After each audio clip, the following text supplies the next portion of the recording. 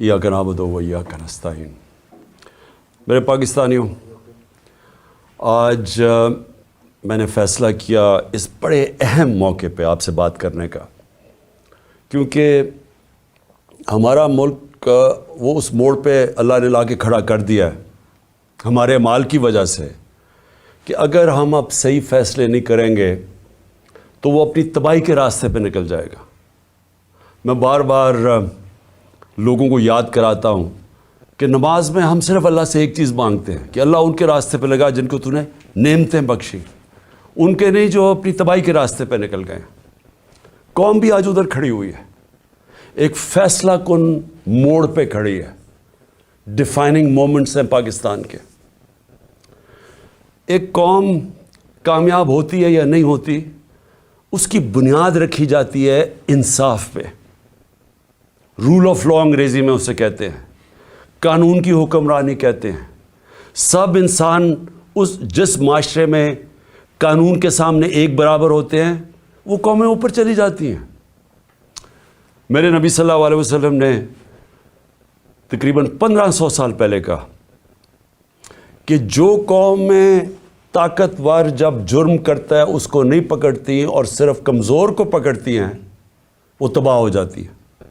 आज अगर आपने सारी दुनिया में खुशहाली देखनी है और गुर्बत देखनी है तो एक ही चीज़ है जो फ़र्क करती है, वसाइल नहीं। जो कौमें खुशहाल है वहाँ कानून की हुक्मरानी है, रूल ऑफ लॉ है, इंसाफ है। और जो तबाह है वो सारी वसाइल के बावजूद जंगल का कानून है, ताकत की हुक्मरानी है, माइट इज़ राइट है। जो ताकतवर फैसला करता है उस मुल्क की अदालतें उसके साथ खड़ी हो जाती हैं। अदालतों का काम होता है कमज़ोर और ताकतवर को एक बराबर रखना। हज़रत अबू बकर जब खलीफा बने, पहली तकरीर उनकी कि मैं ताकतवर और कमज़ोर को एक बराबर करूँगा। हज़रत उमर खलीफा बने, उन्होंने वाज़े तौर पे कहा कि मैं इंसाफ करूँगा, कोई ताकतवर कानून से ऊपर नहीं है। हज़रत अली खलीफा बने, पहली स्टेटमेंट, सबकी मिशन स्टेटमेंट थी, मैं इंसाफ करूँगा। तो मेरे पाकिस्तानियों, आज हम उधर खड़े हुए हैं कि एक तरफ एक ताकतवर टोला माफियाज जिनको आदत पड़ी हुई है कानून के ऊपर रहने की, जब अदालतें उनकी बात नहीं सुनती, डंडों से सुप्रीम कोर्ट के चीफ जस्टिस को अटैक करके भगाया इन्होंने। फिर पैसे चलाए बाकी जजेस के ऊपर, ब्रीफ केस चले, कोयटा बेंच को खरीदा गया, टेलीफोन कर करके फैसले लिए कि जज साहब इसको फलाने को इतनी कैद करना। आदत पड़ी हुई है इनको कि अपने जजेस अपनी जुडिशरी को कंट्रोल करें। कोई इंसाफ इस मुल्क में ना आने दें, क्योंकि जो ताकतवर मुजरिम होता है वो हमेशा अपने आप को कानून से ऊपर रखना चाहता है। मार्शल लॉ लगता था, कानून ख़त्म, इंसाफ ख़त्म। तो आज हम उधर खड़े हैं कि इस वक्त आइन की प्रोटेक्शन के लिए, उसकी हिफाजत के लिए सारी कौम अब अपनी अदलिया की तरफ देख रही है। और जो दूसरी तरफ है, सारा जो टोला जमा हुआ है स्टेटस को का, माफियाज जिन्होंने इस मुल्क को 30 साल से चोरी करके लूटा, पैसा बाहर भिजवाया, और उनका एक मकसद है किसी तरह वो पैसा बच जाए, कोई ऐसी चीज़ ना हो जाए कि उनका पैसा ख़तरे में आ जाए जो इतनी मेहनत से उन्होंने चोरी किया। पहले जनरल मुशर्रफ ने एनआरओ दिया इनको, सारे जो 2 पाकिस्तान का पैसा था सारे माल का, यहाँ से चोरी होकर पैसा गया था, सारे माल ख़रीदा। स्विट्ज़रलैंड में $60 मिलियन पड़े हुए थे, एक एनआरओ दे के उनको माफ़ कर दिया। उधर से हुदैबा पेपर मिल 90 की दिहाई में 1 अरब रुपए की करप्शन, मनी लॉन्ड्रिंग की हुई थी शरीफ ख़ानदान ने, उसके ऊपर उसको रोक दिया डील करके। कोई जनरल मुशर्रफ या किसी जनरल को इख्तियार ही नहीं दिया हुआ, कोई आइन इख्तियार नहीं देता कि आप कौम का पैसा, करप्शन कौम का पैसा होता है। घर में चोरी होती है तो मेरा पैसा है, मैं माफ़ कर दूं, لیکن قوم کی چوری کا پیسہ کوئی معاف نہیں کر سکتا. لیکن یہاں ہوا وہی صاحب اقتدار وہی مافیاز قانون کے اوپر آ گئے, اور میرے سارے 3 سال لگے رہے کہ جی ہمیں این آر او دو. جب وہ بلیک میل کر رہے ہیں کہ جی این آر او دو, اور بدقسمتی سے ان کو این آر او ملا. جنرل باجوہ نے ان کو این آر او دیا, اور اب ان کو مشکل پڑی ہوئی ہے کہ کسی نہ کسی طرح اس این آر او کو اب بچایا جائے. اور ان کو خطرہ صرف ایک آدمی سے ہے اور اس کی پارٹی سے, عمران خان اور تحریک انصاف سے. ساری کوششیں ہو رہی ہیں کہ کسی طرح عمران خان اقتدار پہ نہ آ جائے, اور اگر وہ آ گیا تو ان کا این آر او خطرے میں آ جائے گا. اپنی ذات کو بچانے کے لیے ملک کو تباہی کی طرف لے کے جا رہے ہیں, صرف اور صرف ذاتی مفادات کے لیے. یہ جو سارا ٹولہ کھڑا ہوا ہے اور ان کے پیچھے جو لوگ ہیں وہ صرف ذات کے لیے اس ملک کو آج ادھر لا کے انہوں نے کھڑا کر دیا. اور وہ میں بتاؤں گا کہ ہم کھڑے کدھر ہیں آج. مجھے افسوس سے کہنا پڑتا ہے کہ ہمیں پتہ تھا یہ ہونا ہے. یہ ساروں کو نظر آ رہا تھا کہ یہ آئیں گے, ان کا کوئی مقصد پاکستان کی بہتری نہیں ہے. نہیں تو 30 سال ان دونوں خاندانوں نے باریاں لی ہیں, پاکستان تو بنگلہ دیش کے بھی پیچھے چلا گیا. تو اب انہوں نے کیسے ٹھیک کرنا تھا؟ تو سب کو پتا تھا یہ کیوں آ رہے ہیں, اور ان کو اوپر جب مسلط کیا گیا, اور اس کے اوپر میں بعد میں آتا ہوں. تو میں آج پہلے تو اپنی عدلیہ کو اپنی قوم کی طرف سے خراج تحسین پیش کرتا ہوں کہ ہماری ساری امیدیں اب پاکستان کی عدلیہ سے ہیں. بدقسمتی سے ماضی میں ہماری جو عدلیہ کا رول رہا ہے, مجھے افسوس سے کہنا پڑتا ہے کہ وہ طاقتور کے ساتھ کھڑی ہو جاتی تھی. انہوں نے کمزور کا ساتھ نہیں دیا. انہوں نے ہمیشہ وہ جو نظریہ ضرورت, ڈاکٹرن آف نیسیسٹی, اس کے تحت انہوں نے بدقسمتی سے ہماری جمہوریت کو بھی نقصان پہنچایا. کہ جدھر رول آف لاء نہیں ہے, جدھر قانون کی حکمرانی نہیں ہے, وہاں جمہوریت نہیں ہے. کوئی یہ نہ سمجھے کہ جدھر جنگل کا قانون ہے وہاں جمہوریت آئے گی. ہو ہی نہیں سکتا. الیکشن تو ساری دنیا میں ہوتے ہیں. کون سے ڈکٹیٹر نے الیکشن کروائے, کون سی ڈیولپنگ دنیا میں الیکشنز نہیں ہوئے, لیکن جمہوریت نہیں ہے وہاں. کیونکہ جمہوریت تو آتی تب ہے جب رول آف لاء ہو, اور رول آف لاء آنے ہی نہیں دیا یہاں. مارشل لاء لگتا تھا, ویسے ہی ڈاکٹرن آف نیسیسٹی, نظریہ ضرورت آ جاتی تھی. اور نہیں تو جب یہ دو جماعتیں آئی ہیں, انہوں نے اپنے آپ کو قانون کے اوپر رکھنا تھا, تو انہوں نے بھی عدلیہ کے نظام کو چینج کیا. جو ڈنڈے مار کے چیف جسٹس سجاد علی شاہ کو اس کے اٹیک کیا سپریم کورٹ کو, وہ ایک جمہوری حکومت نے کیا تھا, مارشل لاء نے نہیں کیا. ان کو اتنا خوف تھا آزاد عدلیہ سے, کیونکہ یہ جب چوری کرتے ہیں تو یہ دیکھ ہی نہیں سکتے کہ اس ملک کی عدلیہ آزاد ہو جائے, کیونکہ چوری پکڑی جائے گی. اور وہی سجاد علی شاہ کر رہے تھے, جسٹس سجاد علی شاہ, اور انہوں نے اس کو اٹیک کر کے ہٹایا گیا. ججز خریدے, بغاوت کروائی سپریم کورٹ میں, صرف اپنی چوری بچانے کے لیے. اور آج بھی ہم وہاں کھڑے ہیں کہ یہ پورا ہماری عدلیہ کے اوپر زور لگا رہے ہیں. ہر قسم کا اب یہ بلیک میل کریں گے, ہر قسم کی ان کی ایک ہی کوشش ہوگی کہ پاکستان کی عدلیہ پھر ان طاقتور کا, ان چوروں کا ساتھ دے. اور اس کے لیے بلیک میل کر رہے ہیں. اور ہر قسم کی, میں اپنی قوم کو کہنا چاہتا ہوں, تیاری کریں آپ. انہوں نے ہر قسم کا پریشر ڈالنا ہے عدلیہ پہ, جو انہوں نے ماضی میں کیا ہے. اور انہوں نے ہر قسم کی کوشش کرنی ہے کہ پاکستان کا آئین جو واضح طریقے سے کہتا ہے کہ 90 دن کے آگے الیکشن نہیں جا سکتی.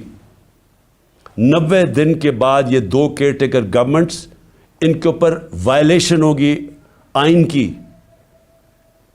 ان کے اوپر یہ بالکل ان کا جو 900 کے ایک دن کے بعد, 90 کے ایک دن کے بعد, 90 دنوں کے بعد, ایک دن کے بعد یہ حکومتیں غیر آئینی ہو جائیں گی. ان کے کوئی آرڈرز نہیں سننے چاہیے کسی بھی بیوروکریٹس کو, کسی پولیس والے کو, کیونکہ قانون ان کو, آئین ان کو اجازت نہیں دیتا. تو جو اس ملک کی, میں قوم کو صرف آج سب سے پہلے تو یہ بتانا چاہتا ہوں کہ اپنی عدلیہ کے ساتھ ہم نے کھڑے ہونا ہے. ان کو ہماری ضرورت پڑے گی کیونکہ ابھی سے ہی ان کے خلاف سٹیٹمنٹس آنی شروع ہو گئی ہیں. ان کو پریشر ڈالنے کی کوشش کی گئی ہے. جبکہ آئین واضح ہے اس کے باوجود یہ کہنا یہ کوشش کر رہے ہیں. اور یہ جو 2 مافیا فیملیز اس ملک کے اوپر مسلط ہوئی ہیں, یہ سارا وقت ان کا یہ نہیں کہتی, ان کو شرم بھی نہیں آتی یہ کہتے ہوئے, یہ اصل میں یہ کہتے ہیں کہ ہم قانون سے اوپر ہیں. نواز شریف کہتے ہیں میرے سے بڑا ظلم ہوا ہے, مجھے نکالا گیا. 1.5 سال اس کے اوپر تفتیش کی گئی سپریم کورٹ, اس کے بعد JIT, اس کے بعد ثابت ہوا اس کی کرپشن کا کہ 4 لندن میں بڑے بڑے فلیٹ جو پینما کے انکشاف میں سامنے آئے تھے, جو کسی ہم نے نہیں نکالے. انٹرنیشنلی ان کو اللہ کی پکڑ تھی, ان کے فلیٹ سامنے آ گئے جو ہمیشہ کہتے تھے ہمارے نہیں, ماننے پڑے ہمارے ہیں, اور عدالت میں بتا ہی نہیں سکے کہ پیسہ کدھر سے آیا. تو اس کے بعد جب عدالت نے ان کے خلاف فیصلہ کیا تو یہ نہیں کہ ابھی تک ثابت نہیں کر سکے کہ کدھر سے منی ٹریل گئی اس ملک سے پیسہ یہ فلیٹ خریدنے کو, ایک ڈاکیومنٹ نہیں دے سکے ثابت کرنے کے لیے. لیکن وہ کہہ یہ رہے ہیں کہ جرت کیسے پڑ گئی کسی کے ہمارے اوپر کیس کرنے کی, عدالتوں کو کیسے جرت پڑ گئی ہمارے خلاف فیصلہ کرنے کی. یہ اصل میں یہ کہہ رہے ہیں, اور ابھی بھی یہ کوششیں کریں گے کیونکہ الیکشن سے یہ ڈرے ہوئے ہیں, عوام سے ڈرتے ہیں. پہلے کہتے جی ووٹ کو عزت دو, بڑی کیمپین کی ووٹ کو عزت کو, ہم جب پاور میں تھے الیکشنز کرواؤ, 3.5 سال میں سنتا رہا جی الیکشنز کرواؤ, اور اب الیکشن سے بھاگ رہے ہیں کیونکہ یہ تب الیکشنز کروائیں گے. سب سے پہلے عمران خان کو ڈسکوالیفائی کرو, عمران خان کو جیل میں ڈالو, یہ نواز شریف کی شرائط ہیں. اس کو وہ لیول پلینگ فیلڈ کہتا ہے. خود پکڑا گیا ہے اربوں روپے کے وہاں پراپرٹیز میں بیٹھا ہوا ہے, ثابت نہیں کر سکتا, عدالتوں سے جیل سے باہر بھاگا ہوا ہے جھوٹ کے اوپر. یہ شہباز شریف نے جعلی ایفیڈیوٹ دیا ہوا ہے لاہور ہائی کورٹ کو, کوئی شرم نہیں ہے اس کی. لیکن عمران خان کو جیل میں ڈالو, ڈسکوالیفائی کرو, تحریک انصاف کے لوگوں کو پکڑ دھکڑ کرو. شرمناک رول ہے اس ملک کی الیکشن کمیشن کا. میں نے کبھی اس طرح کی بے شرم الیکشن کمیشن نہیں دیکھی. ہر فیصلہ کرتی ہے یہ نواز شریف سے حکم لے کے, ہر فیصلہ کرتی ہے ہینڈلرز جو پیچھے کہتے ہیں. 2 جو کیئر ٹیکر گورنمنٹس بنائی ہیں انہوں نے, ہم نے اتنے نام بھی ویسے دیے جو کہ غیر جانبدار تھے. انہوں نے جان کے ان لوگوں کو اوپر بٹھایا ہے جو یہ لاہور کا چیف منسٹر بنایا ہے, اس کو بالکل جو سب سے بڑا دشمن تھا تحریک انصاف کا اس کو اوپر بٹھا دیا. جیسے آفیسرز پوائنٹ کر رہے ہیں جو یہ جو پولیس والوں کو رکھا گیا جنہوں نے ہمارے پہ تشدد کیا, ان سب کو اوپر بٹھا دیا. تو ہمارے اوپر کیسز کرو, پارٹی کو توڑو. جب یہ سمجھیں گے کہ یہ بالکل گراؤنڈ تیار ہو گئی ہے ان کے لیے, تب یہ چاہتے ہیں الیکشن کرواؤ, اس لیے بھاگ رہے ہیں الیکشن سے. اور میں ویسے ان کو کہتا ہوں کہ جتنی بھی دیر آپ کر لیں رزلٹ وہی نکلنا ہے, جتنی دھاندلی کر لیں رزلٹ وہی نکلنا ہے. لیکن ملک تباہ ہو رہا ہے. ہماری ساری کوشش یہ تھی کہ الیکشنز ابھی اس لیے ہم کروانا چاہتے تھے کہ الیکشن ایک ہی طریقہ ہے اس دلدل میں جو ملک پھنسا دیا اس سے نکلنے کا, اور تو دوسرا راستہ ہی کوئی نہیں ہے. تو ہم اپنے ملک کے لیے اپنی 2 گورنمنٹس ڈیزالو کرتے ہیں اپنے ملک کی خاطر کہ کسی طرح ہم جو یہ ادھر پہنچا دیا انہوں نے پاکستان کو کہ اس ملک کی 75 سالہ تاریخ کے اندر کبھی ملک کا یہ حالات نہیں تھے جو آج ہے. کسی سے پوچھے یا چھوڑیں کہ میں عمران خان کیا کہہ رہا ہے, میں چاہتا ہوں کہ کسی اکانومسٹ سے پوچھ لیں, کوئی غیر جانبدار لوگ ایکسپرٹس ہوں پالیٹکس کے, اکنامکس کے, ان سے تو پوچھے کہ کبھی پاکستان کے یہ حالات تھے. اور کوئی آگے روشنی بھی نہیں نظر آ رہی. جتنی دیر یہ بیٹھے رہیں گے یہ اور ہم ڈوبتے جا رہے ہیں. میرے پاس اعداد و شمار ہیں, میں یہ پھر سے اپنی قوم کو بتانا چاہتا ہوں کہ یہ جو حالات آج ہیں, کیسے اس ملک کا تنخواہ دار طبقہ اب گزارا کرے گا. اور ابھی شروعات ہیں, ابھی جو IMF کے ساتھ انہوں نے طے کیے کنڈیشنز, اس کے بعد جو اب لہر آنے لگی ہے مہنگائی کی, کیسے, میں تو ابھی بتاؤں گا جو آج حالات ہیں, ابھی مزید جو آگے ہوں گے وہ کیسے وہ برداشت کریں گے وہ لوگ. تو میں سب سے پہلے دوسری بات جو آج میں کرنا چاہتا تھا، ہمارے پرانے آرمی چیف، انہوں نے ایک صحافی کو ایک انٹرویو دیا اور اس نے پھر کالم بھی لکھی. اس میں اس نے 2-3 چیزیں ایسے کہیں، تو میں صرف ان کے اوپر بات کرنا چاہتا ہوں کہ اگر ہمارے ملک نے اب اس دلدل سے نکلنا ہے تو پاکستان کو ایسے ہمیں چلانا پڑے گا جو اب تک ہم نہیں چلا پا رہے. اور اس کے لیے سب سے پہلی چیز ہوگی رول آف لا. جب تک ہم سب کو قانون کے نیچے نہیں رکھتے، جب تک آئین کے دائرے میں رہ کے ادارے اور لوگ کام نہیں کرتے، اس سے اب ہم نہیں نکل سکتے. میں پھر سے کہہ رہا ہوں، ایک ہے نعمتوں کا راستہ، وہ بالکل مختلف ہے. ایک ہے تباہی کا راستہ، اس طرف ہم نکلے ہوئے ہیں. تو یہ جو آرمی چیف نے، ایکس آرمی چیف نے باتیں کی، سب سے پہلے تو مجھے حیرت ہوئی کہ اس نے کہا جی عمران خان ملک کو تباہی کی طرف لے کے جا رہا تھا. میں نے عمران خان سے ملک کو بچانا تھا تو تسلیم کر لیا کہ اس نے فیصلہ کیا تھا گورنمنٹ گرانے کا، جو میں اور ساری قوم کو ویسے ہی پتہ ہے. لوگوں کو تو اب سوشل میڈیا کا زمانہ ہے، وہ آخری رات جس دن وہ میں نے کہا تھا کہ کوئی رہ تو نہیں گیا، تو اس دن رات کو تو سب قوم کو پتہ چل گیا تھا کہ کون تھا پیچھے اس کے. وہ ارشد شریف شہید نے بڑی زبردست بات کی، وہ کون تھا، تو سب کو پتہ تھا وہ کون تھا. لیکن یہ نہیں میں سوچ رہا تھا کہ وہ تسلیم ہی کر جائے گا کہ وہ میں تھا. اور اس نے کہا کہ بڑے برے حالات تھے پاکستان کے اور تباہی کی طرف جا رہا تھا. تو پہلے تو اس نے اکانومی کی طرف کہا، پھر اس نے فورن پالیسی کی طرف کہا کہ امریکہ بڑا ناراض تھا، امریکہ خوش نہیں تھا عمران خان سے. اور فورن پالیسی کا بھی وہ ایکسپرٹ تھا. پھر اس نے سیاست کی بھی کوئی باتیں کی، بڑا لمبی بات چیت کی. پھر وہ شوکت ترین کے اوپر کہہ دیا کہ اس نے اکانومی تباہ کر دی. تو اکانومی کا بھی ایکسپرٹ، پالیٹکس کا بھی ایکسپرٹ، فورن پالیسی کا بھی ایکسپرٹ وہ. دیکھیں یہ آگے جو میں اب ملک کو آگے کا سوچ رہا ہوں نا کہ ملک آگے کیسے بڑھے گا. دیکھیں یہ ایک آدمی کے پاس جب اتنی زیادہ پاور آ جاتی ہے، جو پاور اس جنرل باجوہ کے پاس تھی کہ سپر کنگ تھا، سب کے اوپر بیٹھا ہوا تھا، سارے فیصلے اس کے. گورنمنٹ تب تک ٹھیک، یعنی گورنمنٹ کے کام تب تک ہوتے تھے جب تک جنرل باجوہ فیصلہ کرے کہ ہاں یہ ٹھیک ہے. لیکن اگر میں عمران خان کہہ رہے کہ اس ملک میں احتساب ہونا چاہیے، جو 30 سال سے ملک کو چوری کر رہے تھے، جن کے پرانے کیسز بنے ہوئے ہیں، سوائے شہباز شریف کے 2 TT کیس اور وہ جو اس کا FIA میں مقصود چپڑاسی والا کیس تھا 16 ارب کا، اور TT کا 8 ارب، جو اوپن اینڈ شٹ کیسز تھے، ان کے علاوہ تو سارے پرانے کیسز تھے. لیکن جب باجوہ صاحب نے فیصلہ کر لیا کہ احتساب نہیں ہوگا، تو احتساب نہیں ہو سکتا، کیونکہ اس نے اس میں تسلیم بھی کر دیا کہ نیب کو بھی وہ کنٹرول کرتے تھے. سو نیب بھی ان کے ہاتھ میں تھی، تو اکاؤنٹیبلٹی اگر وہ نہیں فیصلہ کرتے تو نہیں ہو سکتی، کیونکہ سپر کنگ ہیں وہاں بیٹھے ہوئے.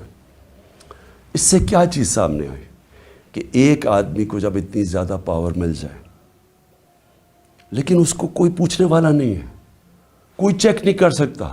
تنقید تو عمران خان کی ہوتی تھی ہر دوسرے دن، ہر روز ٹی وی پہ گالیاں سن رہا ہوں، تنقید ہو رہی ہے. پنچنگ بیگ تو میں تھا، پاور وہ لے کے بیٹھے تھے. فیصلہ جو کرنا ہے وہ، اگر وہ فیصلہ میں کوئی پالیسی وہ مانتے تھے تو وہ ہو جاتی تھی. اور خوش قسمتی سے کرونا کے اوپر ہم ایک پیج پہ آ گئے، کیونکہ ہم نے بڑا فیصلہ کیا کہ سمارٹ لاک ڈاؤن ہونا. ہم اپنے لوگوں کو تباہی میں نہیں ڈالنے لگے، کیونکہ غریب نے کچھ نہیں جانا تھا. اگر ہم لاک ڈاؤن کر دیتے غریب نے مر جانا تھا.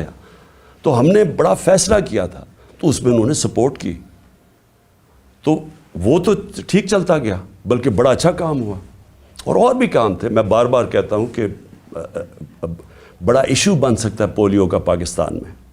اس کے اندر بارڈر ایریاز میں بہت مدد کی انہوں نے. پھر ٹڈی کا آ گیا تھا، وہ جو لوکسٹ کا تھا، مدد کی اس میں.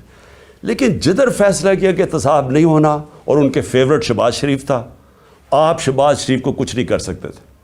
اس کا جج کبھی آ جاتا تھا، ہم بھی حیران کہ کبھی آج جج بینچ ٹوٹ گیا تو پتہ ہی کچھ ہو گیا ہے، پھر شہباز کی کمر ٹھیک نہیں ہے، اوپن اینڈ شٹ کیس ہم نہیں پکڑ سکے، اور اس کو فیصلہ کیا ہوا تھا کہ پرائم منسٹر بنانا ہے، اور فیصلہ کافی پہلے کا ہو گیا تھا۔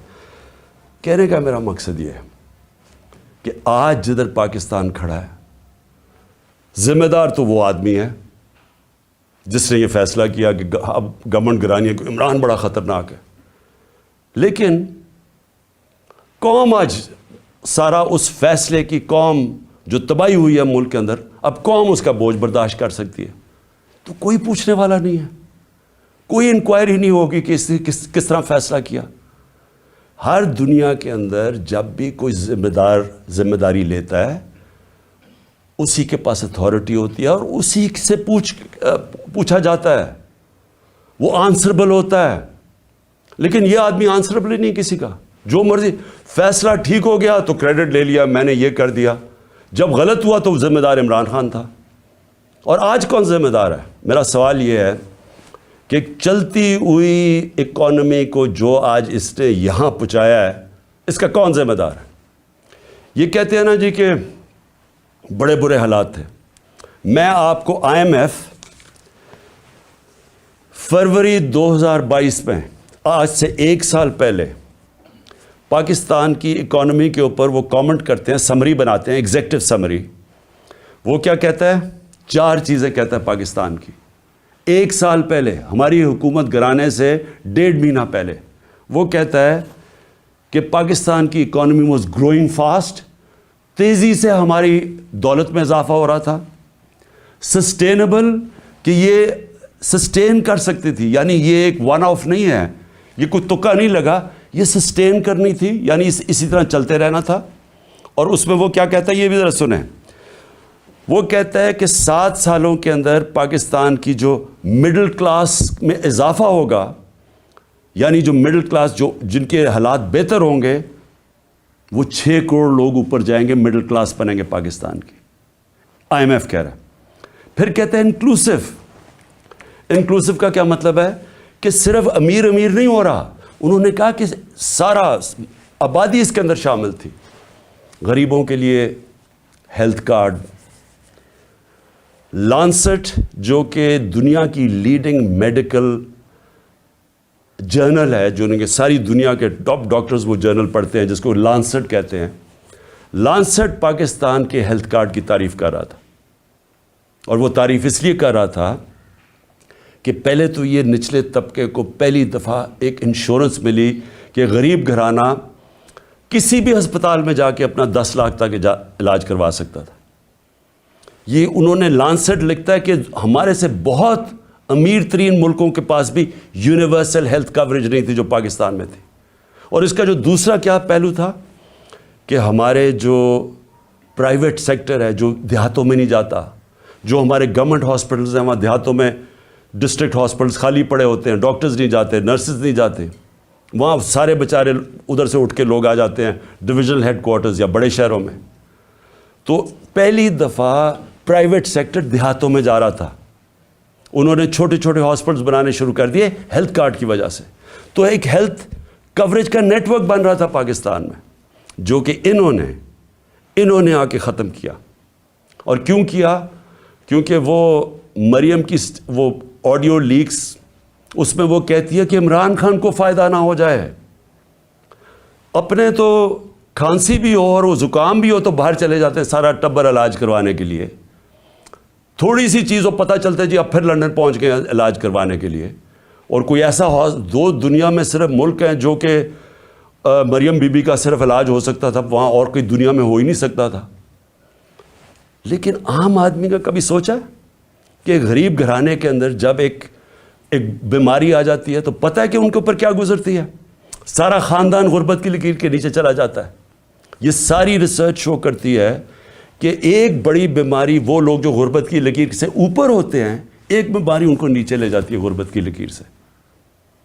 تو انہوں نے آ کے وہ ہیلتھ کارڈ ختم کیا جو کہ ہمارا، جب وہ کہتے ہیں نا سسٹین، جب انکلوسو کا مطلب ہوتا ہے کہ وہ ساری قوم کو لے کے، جب ملک میں دولت میں اضافہ ہو رہا ہے تو لوگوں کو بھی ساتھ ہم لے کے چل رہے تھے۔ پھر احساس پروگرام، دنیا نے ایکنالج کیا پاکستان کا احساس پروگرام جو نچلے طبقے کے لیے تھا۔ اور یہ اسٹینفرڈ یونیورسٹی, امریکن یونیورسٹی کی ریسرچ ہے کہ پاکستان ایک فلاحی ریاست کی طرف جا رہا تھا احساس پروگرام کی وجہ سے. ورلڈ بینک سب نے تعریفیں کی پاکستان کے احساس پروگرام, جو کہ انکلوسیو تھی. تو یہ آئی ایم ایف کہہ رہا ہے کہ پہلے تیزی سے بڑھ رہی ہے, پھر سسٹینیبل ہے, یعنی یہ چلتی جائے گی. اور انہوں نے کہا کہ 6 کروڑ لوگ اس میں آ جائیں گے مڈل کلاس میں اوپر. پھر وہ کہتا ہے انکلوسیو ہے, کہ وہ صرف ہم نے امیروں کا نہیں سوچا, نیچے سے بھی اٹھا رہے ہیں, جس میں کامیاب پاکستان بھی تھا, کامیاب جوان تھا نوکریاں دینے کے لیے. اور جاب رچ, کہ ہم روزگار پیدا کر رہے ہیں, یعنی ہم نوکریاں دے رہے تھے, امپلائمنٹ بڑھ رہی تھی پاکستان میں. فیصل آباد جیسی جگہ میں جدھر ہم جب 2018 میں آئے تھے تو لوگ اپنی فیکٹریاں بیچ کے ان کو ہاؤسنگ اسٹیٹ بنا رہے تھے, وہاں فیکٹریاں بند ہو رہی تھی. ہمارے دور میں 2022 کے اندر ٹیکسٹائل سیکٹر کہہ رہا تھا کہ ہمارے پاس مزدور کم پڑ گئے, ہمیں باہر سے مزدور لانے پڑتے. اور آج جا کے ذرا فیصل آباد میں پوچھیں کہ حالات کیا ہیں بے روزگاری کے. تو میں اب اس کے بعد صرف 2-3 اور چیزیں کہنا چاہتا ہوں, اور میں یہ اس لیے کہنا چاہتا ہوں کہ یہ ملک کو بچا رہے تھے. جنرل باجوہ عمران خان کو ملک سے بچا رہے تھے, تباہی سے بچا رہے تھے. تو یہ ذرا تباہی کا ذرا میں صرف قوم کے سامنے رکھنا چاہتا ہوں کہ 10 مہینے کے اندر کیا ہوا ہے پاکستان میں. جو اس ملک کے اندر مہنگائی ہوئی ہے, انفلیشن ہوئی ہے.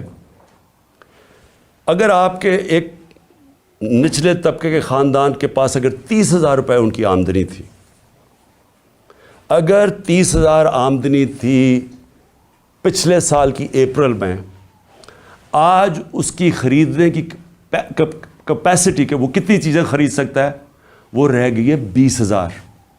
اور لوگوں کی آمدنی سے 10,000 30,000 میں 10,000 روپیہ غائب ہو گیا مہنگائی کی وجہ سے. اور وہ کیوں ہے, میں ذرا پھر سے لوگوں کو بتانا چاہتا ہوں کہ وہ ملک کو جو بچایا جا رہا تھا عمران خان سے, وہ ذرا دیکھیں کہ بچا کے کیا کیا ملک کے ساتھ. اور ابھی آئی ایم ایف کی جو اگریمنٹ ہوئی ہے, یہ مہنگائی ابھی آنی ہے مزید, جو روپیہ گرا ہے اس کی اور مہنگائی آنی ہے. لیکن ابھی تک جو مہنگائی ہے, میں صرف اپریل سے اب تک آپ کو بتا دوں. آٹا, بنیادی چیز جو ایک انسان استعمال کرتا ہے, عام آدمی, 1170 روپیہ تھا 20 kg آٹا ہمارے دور پہ. آج وہ چلا گیا 2400 پہ, دگنا ہو گیا. گھی 470 روپے, 470 روپے کا جو گھی پر kg تھا ہمارے دور پہ, آج 550 پہ چلا گیا kg. لیکن جو سننے والی چیز ہے وہ ہے, ہم امپورٹ کرتے ہیں پام آئل. پام آئل کی قیمت انٹرنیشنل منڈی کے اندر آدھی ہو گئی ہے. اس کا کوئی فائدہ پاکستانیوں کو نہیں ہوا, کیونکہ یہاں مزید تقریباً 100 روپے اور مہنگا ہو گیا kg پہ. چکن, مرغی جو ہم استعمال کرتے ہیں, 268 روپے kg تھا ہمارے زمانے میں, آج 415 پہ پہنچ گیا. جو چاول 104 kg ہمارے زمانے میں تھا, 172 kg پہ پہنچ گیا. پیاز, جو عام آدمی پیاز اور روٹی کھانے والے لوگ ہیں, 62 روپے کلو تھا پیاز, آج پہنچ گیا 225 روپے کلو. دودھ, جو بچوں کے لیے بہت ضروری ہوتا ہے, بچوں کی ہڈیوں کے لیے, 117 روپے لیٹر تھا, آج 153 روپے لیٹر پہنچ گیا. جو عام آدمی استعمال کرتا ہے, کیونکہ گیس صرف جو پہنچائی جاتی ہے گھروں میں, وہ صرف 27% گھروں میں گیس پہنچائی جاتی ہے پائپ کے ذریعے, باقی لوگ سلنڈر استعمال کرتے ہیں. تو جو ہمارے زمانے میں 2470 روپے سلنڈر تھا, 2470 روپے کا سلنڈر, وہ آج 3400 روپے پہ پہنچ گیا, 3400 روپے پہ. بجلی 16 روپے یونٹ ہمارے دور میں تھا, آج 36 روپے یونٹ پہ پہنچ گئی ہے. پٹرول 150 روپے کا تھا, آج 250 روپے پہ پہنچ گیا. ڈیزل 145 روپے کا تھا, 263 روپے پہ پہنچ گیا. ڈالر, اور جس کی وجہ سے بہت جو مہنگائی آ رہی ہے, 178 روپے ڈالر تھا ہمارے دور میں, آج 270 پہ پہنچ گیا. اور اس کا ابھی ایفیکٹ آنے والا ہے. میں اس لیے بھی آج یہ اپنی قوم سے کہنا چاہتا ہوں کہ دیکھیں آگے جس طرح ملک چلے گا، بند کمروں میں ایک آدمی فیصلہ کرے گا تو یہ نتیجہ ہوگا۔ اس کے پاس اتنی پاور ہے کہ وہ عقل کل بن گیا، ہر چیز کا وہ ہر فن مولا بن گیا۔ فارن پالیسی تو وہ جانتا ہے، اکانومی وہ سمجھتا ہے، شوکت ترین کے اوپر وہ کامنٹ کر سکتا ہے کہ جی وہ شوکت ترین نے یہ کیا تو وہ کیا۔ آپ کو پتہ کیا ہے اکنامکس کا؟ اور آپ بتائیں نا کہ اب یہ جو اکانومی پہنچی ہے اب اس کے کون ذمہ دار ہے؟ اور پھر پولیٹیکل سچویشن کے اوپر وہ بات کر رہا ہے کہ جی فلانے کو چیف منسٹر ہٹا دو تو اس کو لگا دو، جس کو لگا رہا ہے وہ لینڈ مافیا کا حصہ ہے انہیں اس کو لگا دو، ویسے سب کر رہا ہے لیکن ذمہ داری کوئی نہیں ہے۔ ذمہ داری عمران خان کی ہے جو کہ پنچنگ بیگ بنا ہوا تھا۔ تو پہلے تو پاکستان نے جو آگے بڑھنا ہے یہ اس کے اوپر ہمیں سوچنا پڑے گا کہ ایسے ملک پاکستان یا کوئی اور ملک ایسے آگے نہیں چل سکتا، اور ساروں کو آئین کے بیچ میں رہ کے چلنا پڑے گا۔ اگر ہم نے اس ملک کو بچانا ہے ان حالات سے، تو یہ صرف کوئی اکانومی کا ماہر نہیں بچا سکتا۔ اوور آل جو پولیٹیکل اکانومی کہتے ہیں، اس ملک کی گورننس سسٹم کیسے ٹھیک کرنی ہے۔ سب سے بڑے جو ہمارے پاکستان کو جو اس دلدل سے نکال سکتے ہیں وہ اوورسیز پاکستانی۔ ابھی ہمیں بڑا فخر تھا، ترکی میں ہم پڑھ رہے تھے کہ ایک پاکستانی نے $30 ملین دیے، جو بڑے مشکل امتحان سے ہمارے ترک بھائی گزر رہے ہیں جدھر سے زلزلے کی وجہ سے۔ ایک پاکستانی نے $30 ملین دیے۔ تو سوچ لیں کہ پاکستانی جو باہر بیٹھے ہوئے ہیں ان کے پاس کس طرح کے وسائل ہیں۔ میں کئی ایسے پاکستانی جانتا ہوں، اگر ہم ملک کا یہاں ماحول گورننس ٹھیک کر لیں یا رول آف لا لے آئیں، ان کو اعتماد ہو جائے ہمارے انصاف کے نظام پہ، کانٹریکٹ انفورسمنٹ، کہ اگر وہ سرمایہ کاری کرتے ہیں تو وہ ان کا کوئی قبضہ نہیں ہو جائے گا، ان کے گھروں پہ قبضہ، فلیٹوں پہ قبضہ، جس طرح کے پلاٹس پہ قبضہ ہوتا ہے۔ وہ اعتماد کی ضرورت ہے، اور جس وقت ہم نے اپنا نظام ٹھیک کر لیا وہ اپنی انویسٹمنٹ لے کے آئیں گے۔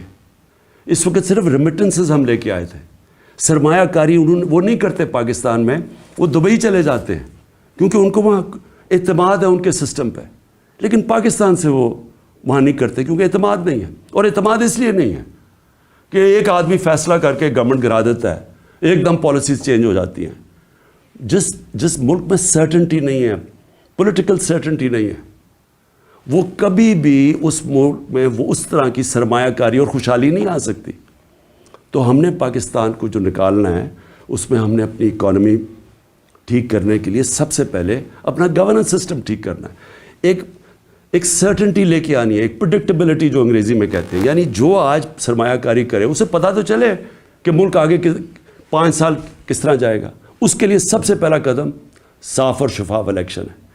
جب تک ہم صاف اور شفاف الیکشن نہیں کرواتے ملک کے اندر استحکام نہیں آتا، جب تک پولیٹیکل سٹیبلٹی نہیں آتی اکانومی سٹیبلائز نہیں کرتی۔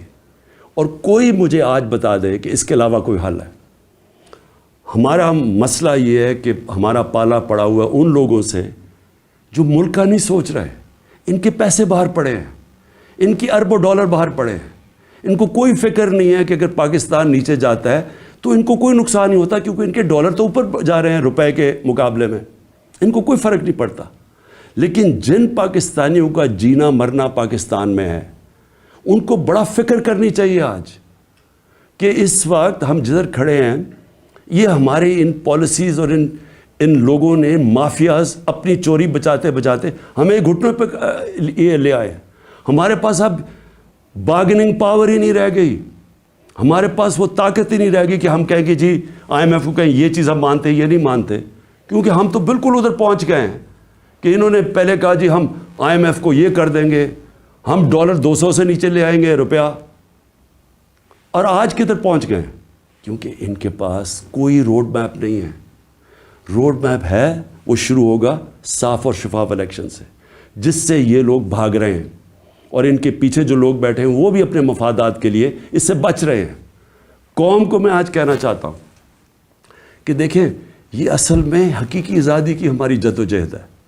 ہم اپنے ملک کو قانون انصاف دے کے فنڈامنٹل لوگوں کو رائٹس دے کے رول آف لا کر کے آزاد کرنا چاہتے ہیں.